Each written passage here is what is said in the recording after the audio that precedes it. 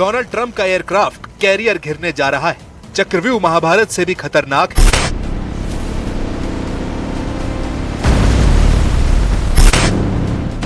America ने जिस battle group को ईरान से लड़ने के लिए भेजा है, ईरान ने बता दिया है कि उसे हजारों सैनिकों के साथ पहले घेरा जाएगा, वार्निंग दी जाएगी और अगर तेहरान का हुक्म नहीं माना गया तो उसे डुबो दिया जाएगा। ईरान के रेवोल्यूशनरी गार्ड्स की धमकी बहुत खतरनाक है। ईरान की फास्ट बोट इस वक्त फारस की खाड़ी में घूम रही है, ईरान के जंगी जहाजों को तलाश कर रही है और जैसे ही उन्हें अमेरिका के वॉरशिप नजर आएंगे तो उन्हें ऐसे ही घेर लिया जाएगा। चारों तरफ ऐसा चक्रव्यूह रचा जाएगा जिससे फंसे ट्रंप के सामने फिर सरेंडर करने के अलावा कोई रास्ता नहीं बचेगा।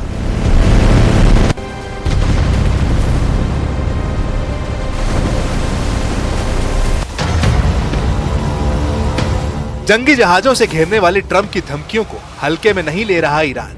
अगर ट्रंप माइंड गेम खेल रहे हैं तो ईरान ने भी दावा किया है पलटवार ऐसा होगा कि ट्रंप का दिमाग महसूस करेगा समुंदर वाला जलजला। डोनाल्ड ट्रंप के करियर बैटल ग्रुप को रोकने के लिए ईरान के पास क्या विकल्प है, बहुत गौर से समझिएगा।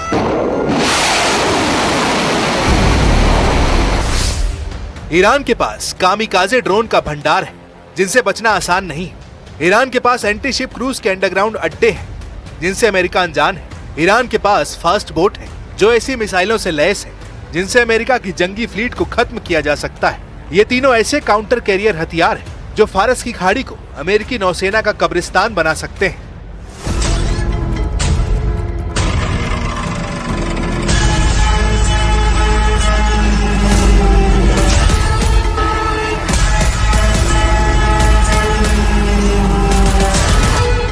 ईरान को अपनी ताकत पता है और उसने अमेरिका को भी बताया कि वो उसके मिसाइल या ड्रोन हमलों को लेकर कितना लाचार साबित हो सकता है। युद्ध हुआ तो ईरान के टारगेट पर सिर्फ अमेरिकी नौसेना ही नहीं बल्कि खाड़ी के आसपास अमेरिका का हर अड्डा होगा और इजराइल को भी ईरान नहीं बख्शेगा।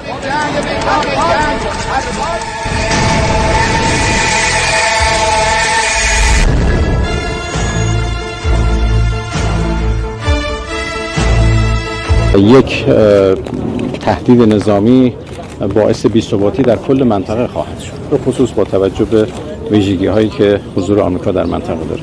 این فهم مشترک به نظرم در منطقه وجود داره. منطقه کاملا بر علیه تهدید نظامی هست و همه معتقد هستند که بی‌ثباتی منجر به چالش‌های عمده برای منطقه خواهد شد و لذا کشور منطقه با این موضوع مخالف. जब से ईरान का कैरियर बैटल ग्रुप हिंद महासागर में पहुंचा है, ईरान उसकी एक एक पल की लोकेशन ट्रैक कर रहा है। सवाल है कि ये बैटल ग्रुप ईरान से कितनी दूरी पर रहकर ऑपरेशन करना चाहता है, या कहें कि ईरान पर पहला हमला फारस की खाड़ी में पहुंचकर किया जाएगा, या फिर अमेरिका के जहाज एक सुरक्षित दूरी पर रहकर ईरान पर अटैक लॉन्च करेंगे। Do not enter in Iranian territorial waters. यह है ईरान का आरएस ड्रोन। ये एक कामिकाजे ड्रोन है। ये एंटी शिप अटैक के लिए ईरान का बहुत ही खतरनाक हथियार माना गया है। 150 किलो के वॉर हेड के साथ आरएस की रेंज 2000 किलोमीटर और ईरान ने ऐसे ड्रोन अपने गोदाम में रखे हुए हैं।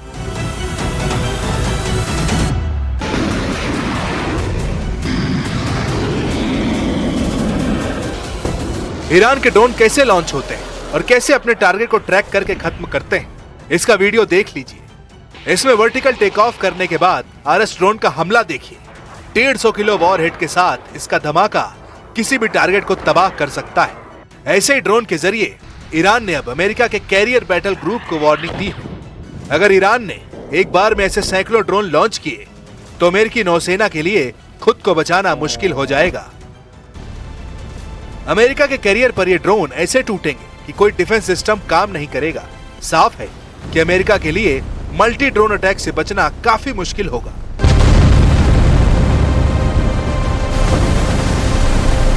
ورود فلان ناو قرار نیست در اراده و جدیت ایران برای دفاع جانانه از کیان ایران اثری بگذاره.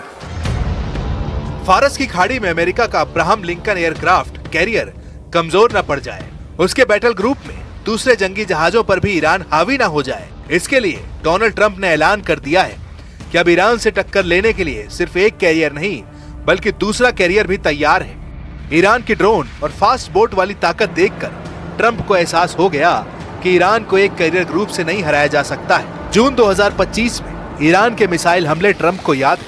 हालांकि वो अब ईरान को ऑपरेशन मिडनाइट हैमर की याद दिला रहे हैं, जिसके जरिए उन्होंने ईरान के परमाणु ठिकानों को पूरी तरह तबाह करने का दावा किया था। And in June we obliterated Iran's nuclear capacity in Operation Midnight Hammer. You saw that. People have been waiting for 22 years to do that, and we were right at the end. They were about a month away from having a nuclear weapon. We had to do it. And by the way, there's another beautiful armada floating beautifully toward Iran right now. So we'll see. I hope they make a deal. I hope they make a deal. They should have made a deal the first time they'd have a country. America ने Iran के खिलाफ समुद्र में दूसरा aircraft carrier उतार दिया है, यानी ईरान का शिकार करेंगे अमेरिका के 2 बैटल ग्रुप। पहला है यूएसएस अब्राहम लिंकन, जो हिंद महासागर में पहुंच चुका है, और अब दूसरा कैरियर यूएसएस जॉर्ज बुश भी रवाना कर दिया गया है। आखिर ट्रंप को ये फैसला क्यों लेना पड़ा? क्या ईरान के पलटवार वाली वार्निंग ने पेंटागन को डरा दिया है? आखिर ट्रंप को परमाणु पावर से चलने वाले 2 एयरक्राफ्ट कैरियर की जरूरत क्यों पड़ी?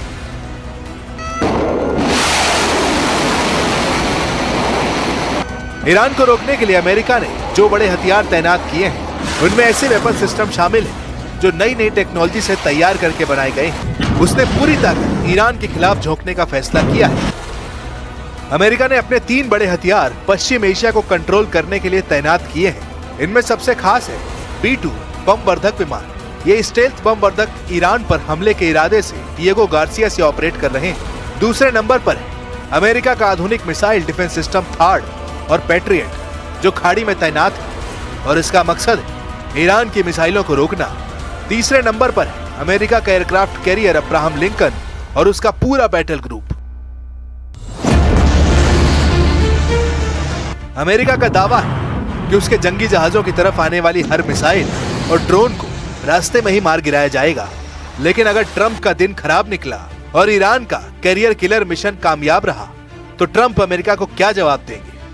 एक एयरक्राफ्ट कैरियर को डुबोने से 6000 नौसैनिकों की जान खतरे में पड़ जाएगी। अगर ईरान के ड्रोन या उसकी फास्ट बोट 2 एयरक्राफ्ट कैरियर पर हमले में कामयाब रहे, तो 12000 नौसैनिकों पर मौत मंडराने लगेगी। क्या ईरान के खिलाफ युद्ध में 12000 सैनिकों की जान की बाजी लगाएंगे ट्रंप? अमेरिका के हर बेड़े पर रूस की भी नजर है। रूस अपने हर दुश्मन को बहुत करीब से देख रहा है। भले दुनिया को अभी ईरान अलग थलग लगे, लेकिन पुतिन की मदद वाला पंजा ईरान को बचाने के लिए वॉर करेगा। ये बात ट्रंप को बहुत अच्छी तरह मालूम है। Это нашей последней встречи с вами в июне прошлого года в Циндао произошло много событий, которые существенно повлияли на международную обстановку. Примеры Венесуэлы, Ирана требуют от наших ведомств организаций постоянного анализа ситуации в сфере безопасности и соответствующих действий. Сегодня в условиях динамичного изменения мировой военно-политической обстановки डोनाल्ड ट्रंप के लिए बड़ा सिरदर्द सिर्फ ईरान ही नहीं बल्कि पुतिन बन चुके हैं। खार्किव में यूक्रेन की टीम पर रूस ने ड्रोन अटैक किया। इस हमले में 4 लोगों की मौत हुई। जेलेंस्की ने इसे आतंकी हमला बताया है। एक और फ्रंट उत्तर कोरिया है, जहां किम जोंग उन के ऑर्डर पर एक बैलिस्टिक मिसाइल टेस्ट की गई है। इस मिसाइल टेस्ट से दक्षिण कोरिया और जापान में दहशत फैल गई। किम जोंग क्या सिग्नल दे रहे हैं? अब ट्रंप की फौज इसे डिकोड करने में लगी है। लेकिन बड़ा मैसेज साफ नजर आ रहा है कि ईरान के खिलाफ युद्ध करने को तैयार ट्रंप के खिलाफ कई मोर्चे एक्टिव हो गए हैं।